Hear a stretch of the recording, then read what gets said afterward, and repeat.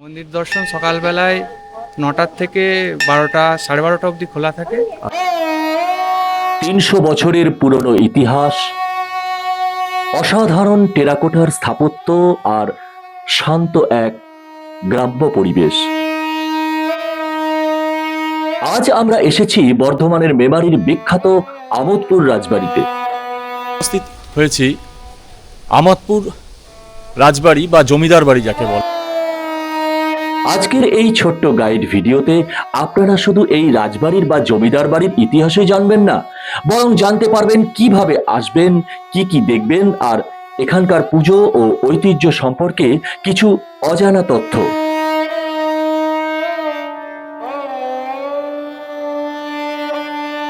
তাহলে চলুন একসাথে ঘুরে দেখা যাক আমোদপুর জমিদার বাড়ি।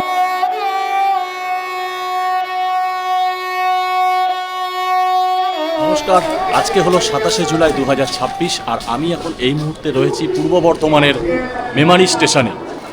আমাদের এই ভারতবর্ষ তথা বাংলার আনাচে কানাচে লুকিয়ে রয়েছে বহু ইতিহাস, বহু নাম না জানা বা অজানা কোনো রাজা, বাদশাহ হোক বা জমিদারের কোনো রাজত্ব। আর সেই নাম না জানা কাহিনীকে আজ উপলব্ধি করবার জন্য নিয়ে যাচ্ছি মেমারি থেকে আমোদপুর জমিদার বাড়ির উপকেন্দ্রে। চলুন এই মেমারি স্টেশন থেকে যাত্রা শুরু করি আমোদপুর জমিদার বাড়ির উদ্দেশ্যে।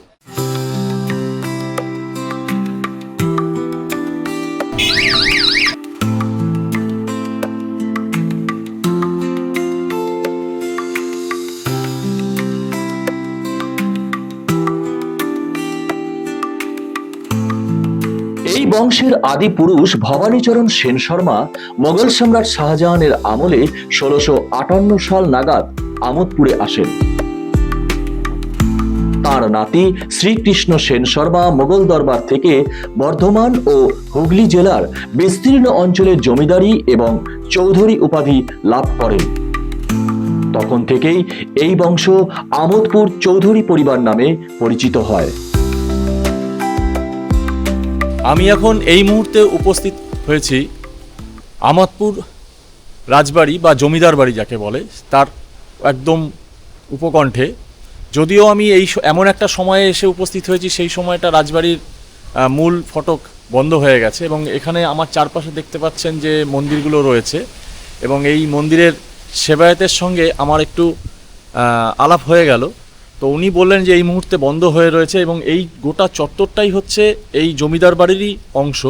আমি গোটা চত্বরটা অবশ্যই দেখাবো। তার আগে আমি ওনার থেকে একটু জেনে নিই এই জায়গাকে দর্শন করতে গেলে কোন সময় আসতে হবে, কারণ ওনারা এই সময় চলে যাচ্ছেন পুজো পাঠ সেরে। তো দাদা নমস্কার।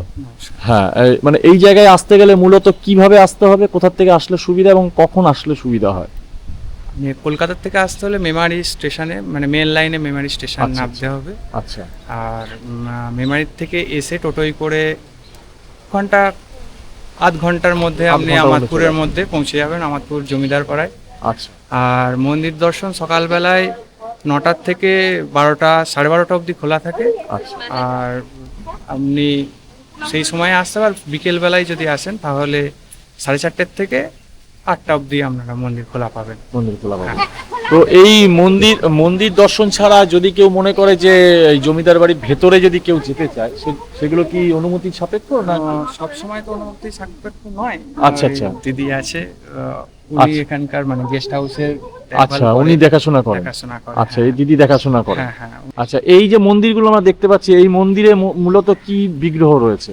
এই 4 মন্দিরেই শিব রয়েছে। আচ্ছা, আর এইটা বললেন যে এটা হচ্ছে এটা দোলমঞ্চ। দোলমঞ্চ। এখানে রাধা মাধব আসেন। আচ্ছা, আর পেছনে যে একটা দিঘির মতো দেখা যাচ্ছে, হ্যাঁ, ওই জমিদারদেরই ওটা দিঘি, ওটা হলো দোল দিঘি যেটাকে বলা হয়। আচ্ছা, ওটা দোল দিঘি বলা হয়। ঠিক আছে দাদা, নমস্কার। এটা নিয়ে আচ্ছা, প্রসাদ হিসাবে। আচ্ছা, এটা আমাকে দিলেন এই প্রসাদ হিসাবে, ভালোই হলো। যদিও এখানে এখন এই যে প্রপার্টিগুলো দেখছেন এইটা একটা হেরিটেজ প্রপার্টি এবং এখানে এখন থাকা খাওয়ারও নাকি একটা ব্যবস্থা হয়েছে, অনলাইনে নাকি বুকিং করা যায়। ১৬০০ খ্রিস্টাব্দের মাঝামাঝি সময়ে এই পরিবার আমোদপুরে স্থায়ীভাবে বসবাস শুরু করেন। ব্রিটিশ আমলে তাদের জমিদারি কলকাতার শ্রীরামপুর এবং সুন্দরবন পর্যন্ত বিস্তৃত হয়েছিল। আমি এবার আপনাদেরকে নিয়ে যাই ওই পেছনে একটা দিঘি আছে, ওই দিঘির জায়গাটা নিয়ে যাই। দেখুন কত সুন্দর পরিবেশ আর চারিদিকে গাছগাছালি। এই হচ্ছে সেই জমিদার বাড়ি। এই দেখুন, খুব নিরিবিলি এবং নিস্তব্ধ এলাকা। এই দেখুন, আমি পুরো চারপাশটা একবার দেখিয়ে দিই। একদম কালো জল, আমার পেছনটায় দেখতে পাচ্ছেন একদম কালো জল দ্বারা বেষ্টিত বিশাল বড় একটা পুকুর, ঠিক নয় পুকুরের থেকেও বড় একটা বড় দিঘি বলতে পারেন। আর ঠিক তার উল্টো দিকেই এই হচ্ছে সেই দোলমঞ্চ। এই দেখুন, একদম সেই জায়গাটা দোলমঞ্চ, এই হচ্ছে দোলমঞ্চ, ঠিক আছে। আর এই দিকে হচ্ছে সেই জমিদার বাড়ি, আমাদপুরের জমিদার বাড়ি, যা শতাব্দী প্রাচীন বললেও ভুল, মানে প্রায় 400 বছরের পুরনো, যদিও এখন এনাদের বংশধররা হয়তো থাকেন। আর এদিকে রয়েছে সমস্ত মন্দির, যা এখন বন্ধ করে রাখা হয়েছে। এখানে ফুল ফুটেছে এইসব গাছগুলোতে, দেখুন এই সমস্ত এই ফুলগুলো সুন্দর। কি গাছ আমার ঠিক জানা নেই, দর্শক বন্ধুরা যদি জেনে থাকেন অবশ্যই আমাকে জানাবেন। আমি একটু ওই সাইডটায় যাবার চেষ্টা করি, খুব নিরিবিলি জায়গা। দেখুন এখানেও একটা ঘাট রয়েছে, এখানেও ঘাট রয়েছে। আমি একদম পেছন দিকটা দিয়ে যাচ্ছি। এই দেখুন এখানেও একটা ঘাট রয়েছে এবং বিশাল বড় পুরনো কিছু গাছ রয়েছে, যার সারা গায়ে দেখুন কিরকম লতানো সমস্ত গাছগুলো রয়েছে। আর এই হচ্ছে ফটক, এখানে একটা রয়েছে, এটা বাড়ির থেকে বেরোনোর জন্য এই দিকটায়। চলুন আমি এবার ওই দিকটায় যাই। একদম একটু ছমছমের পরিবেশ তো, কেমন যেন নিস্তব্ধতা, একদম কোনো কেউ নেই। তো ওই দিকটা চলে যাই, দিকটা দিয়ে চলে যাই। এখানে অনেকেই স্নান টান করেন বোধ হয়। এদিকেও যাওয়া যাচ্ছে, এই যে মন্দির, আর এই হচ্ছে মন্দির দাদা বেশি। এখানকার মূল বাড়িটি প্রায় 375 বছরের পুরনো, আর এর পাশেই রয়েছে বিখ্যাত বৈঠকখানা বাড়ি এবং বিশাল ঠাকুর দালান। ওই জায়গাটা দিয়ে আমি এসেছি, ওখান দিয়ে সোজা এসেছি, এসে এখানে সমস্ত যতগুলো বাড়ি দেখছেন এই সব বাড়িগুলোই কিন্তু এই বংশধরদের বাড়ি। রাজবাড়ির ঠিক বাইরেই 4টি শিব মন্দির এবং শ্রী রাধামাধব জিউয়ের 8চালা মন্দির রয়েছে, যা 500 বছরেরও বেশি পুরনো বলে মনে করা হয়। এই হচ্ছে আমার টোটো দাদা, এনার সাথেই আমি এসেছি। এই যে আমি সামনেটা চলে যাই, দেখুন এখানে লেখা আছে, এই মন্দিরের চিত্র রচনা করিয়া ভিত্তি স্থাপন নির্মাণ ও কারুকার্যাদি স্বর্গীয় কৃষ্ণচন্দ্র চৌধুরী মহাশয় দ্বারা সম্পাদিত হইয়াছিল।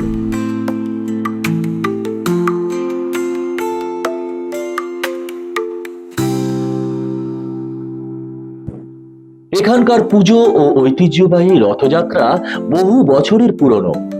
দুর্গাপুজোর দিনগুলিতে রাজবাড়ির ঠাকুর দালান আজও গমগম করে। মন্দিরটা আমি দেখছি বন্ধ, আর মন্দিরের ঠিক এই হচ্ছে সিঁড়িটা, এই সিঁড়িটা। আর এই মন্দিরের ঠিক উল্টো দিকেই এইরকমই আরেকটা, দেখুন আরেকটা পুরো বিশাল বড় একটা জলাশয় রয়েছে। এই যে দেখুন আমি আপনাদেরকে দেখাচ্ছি, একটু নোংরা হয়ে আছে। এই দেখুন এই বিশাল বড় একটা জলাশয় দেখুন। এবং এই যে বসত বাড়িটি দেখছেন, এগুলো সবই হচ্ছে এনাদের, সব এই বংশধরদের বাড়ি। বর্তমানে এই রাজবাড়ির রক্ষণাবেক্ষণ ও পরিচালনার দায়িত্বে রয়েছেন বংশের বর্তমান উত্তরসূরি শ্রী শিলাদিত্য চৌধুরী এবং তার ভাই ইন্দ্রাদিত্য চৌধুরী মহাশয়। তবে সব প্রপার্টি যে রক্ষণাবেক্ষণ হয়েছে তা নয়, কিছু কিছু প্রপার্টি এখনও আছে যেগুলো একদম রক্ষণাবেক্ষণের অভাবে সেগুলো একদম জরাজীর্ণ হয়ে আছে। সেরকমই একটা প্রপার্টি আপনাদেরকে দেখাচ্ছি, দেখুন এই দেখুন একদম জরাজীর্ণ হয়ে আছে।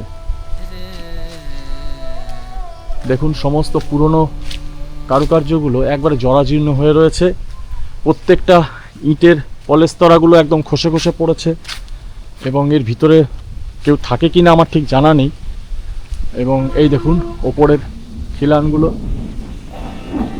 একদম মানে ধসে পড়ছে।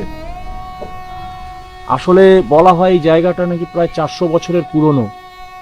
তবে এখানে দুর্গাপূজার সময় খুব ঘটা করে এখানে দুর্গাপুজো হয়। এই ঠিক এই দিকটা হচ্ছে সেই পুকুরটা এবং গাছপালা দ্বারা বেষ্টিত। আর এই হচ্ছে আমার পেছন দিকে দেখতে পাচ্ছেন পুরনো সেই ইমারতটা, যেটা নাকি রক্ষণাবেক্ষণের অভাবে এটা কিন্তু একদম জরাজীর্ণ অবস্থায় পড়ে রয়েছে। আমি পেছনটা একবার যাওয়ার চেষ্টা করি। এই দেখুন পেছনটা, এখানে যদি একটু মেনটেনেন্স করা হয়েছে, জঙ্গল একদম।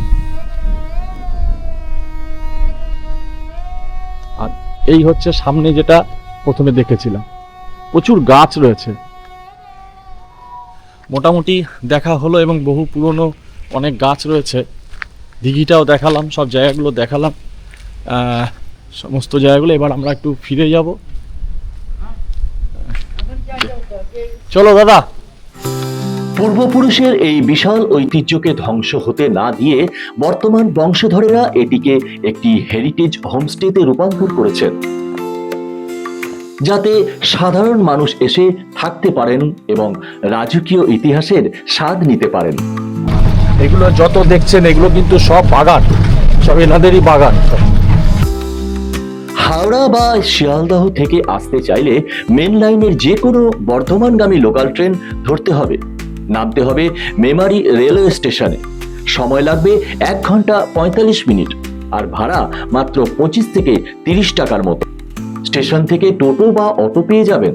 রিজার্ভ ভাড়া নেবে 150 থেকে 200 টাকার মতন, আর শেয়ারে আসলে মাথাপিছু 20 থেকে 30 টাকার মতো। গাড়িতে আসতে চাইলে কলকাতা থেকে ডানকুনি হয়ে দুর্গাপুর এক্সপ্রেসওয়ের ন্যাশনাল হাইওয়ে 19 নম্বর ধরুন। মেমারি মোড় বা রসুলপুর থেকে আমোদপুরের রাস্তা ধরতে হবে। দূরত্ব 90 কিলোমিটার। আজকের এই ভিডিওটি আপনাদের কেমন লাগলো অবশ্যই কমেন্টস করে জানাবেন। ভালো লাগলে লাইক করবেন এবং রুচিসম্মত হলে প্রিয়জনের কাছে শেয়ার করবেন। আমি আছি আপনাদের সাথে, আর আপনারা আছেন আমার সাথে, আমার চ্যানেল বি হ্যাপি কৌশিকের সাথে। সুস্থ থাকবেন, ভালো থাকবেন, নমস্কার।